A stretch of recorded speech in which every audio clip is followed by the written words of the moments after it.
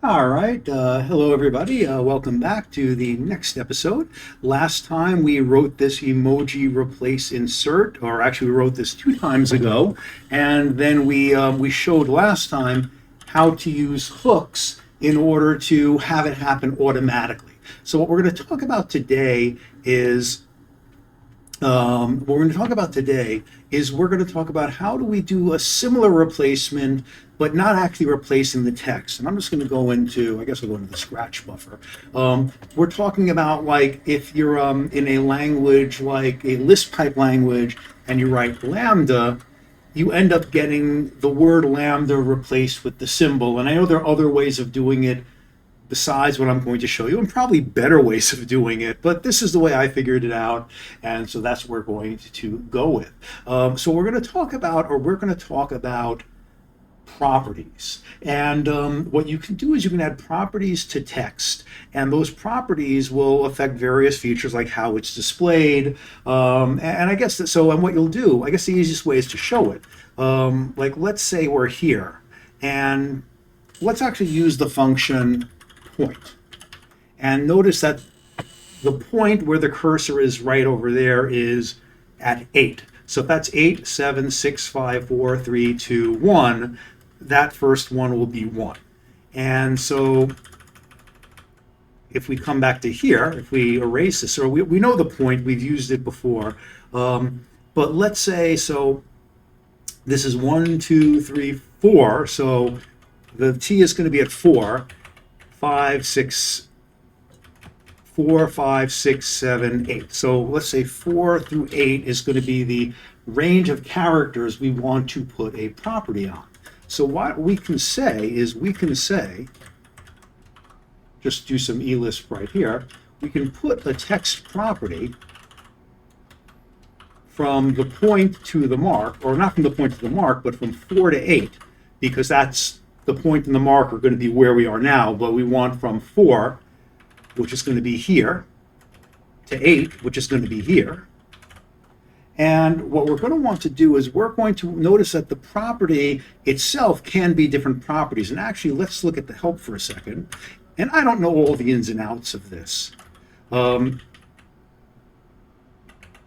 the third is a property and value, and we can see the other functions are in text properties.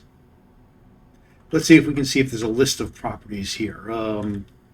Yeah, they're probably, okay. Well, I don't want to take the time. I want to keep this particular video short. But the property we're going to put here is display. And that means it's going to change how it displays. And we're going to say we should display redacted. And so notice that this has been changed to redacted. And here's the interesting thing. If I write this file, and let's write this to temp, just call it temp demo. And here I'm in the temp directory, make the font nice and big, and I cat demo. Notice it still says this buffer. It says this over here. It doesn't say redacted. Why? Because it isn't redacted. It's just displaying that over the top. It's just showing that in Emacs. And of course, it then tracks it. So, whatever, we can add stuff here, beforehand, etc. And now if we cat the file, notice that it still says this. And if we killed this buffer and we reloaded it, actually lets, notice that here, notice that now it's like a one shot. It's not THIS, it's redacted. It's just one word, and that's an issue. And I could delete it, and I wasn't paying attention to what I was writing, so I guess I got rid of that B2. And now if let me undo this. Let me save this. So if we cat demo, we show that it's stuff. But now I'm just going to kill that line. If we kill this buffer, notice that it's this. It doesn't say redacted anymore. That was just displaying it in the live buffer. So that's what this put text property does. And we can do this to make a very simple version of our emoji replace insert. What we're going to do is we're going to just copy this over, and we're going to make emoji replace overlay to overlay the emoji. And the change is going to be pretty simple. Instead of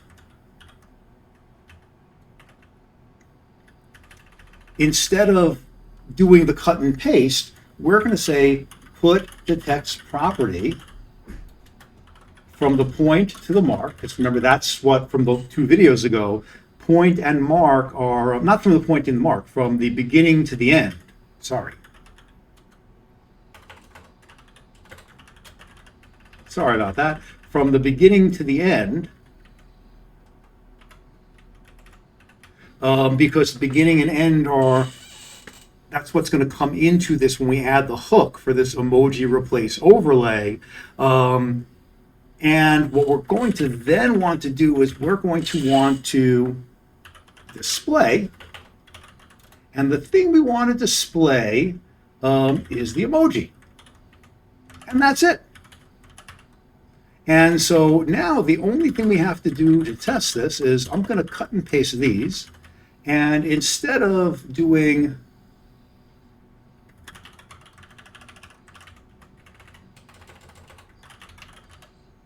we're going to do overlay, instead of the insert version. So again, it's just a trivial change. In our original version, we just killed the region between, and I guess we killed it between point and mark, but we actually don't want that. We want that to be beginning and end. So I think I might have saved this wrong in here. I'll go back and look at it later because again, I just want to keep this one short. But this will just be between the beginning and end. And now let's test this out. I don't think that should be point and mark. So we're going to run this function so it exists. I'm going to copy these, come into demo, and paste these in just so I'm in a different buffer. And I'm going to add the hook. And then I'm going to do, this is an elephant, and it did not work.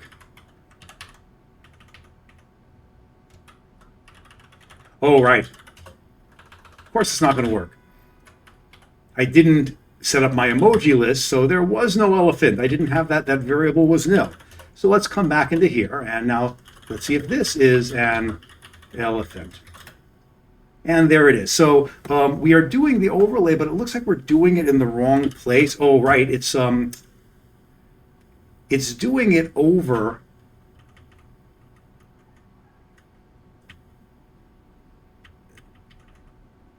So maybe it should be point and mark. I have to look back at this. So let me just change this and send instead of from beginning to end. Let's see if that's correct. Let's re-execute that. Let us remove the hook, add the hook, and there we go. And I'll look into it before and make sure that that's what we wanted. But now if we save demo, if we just, and then we have, actually I don't remember the ones we had in our list. Okay, we had that.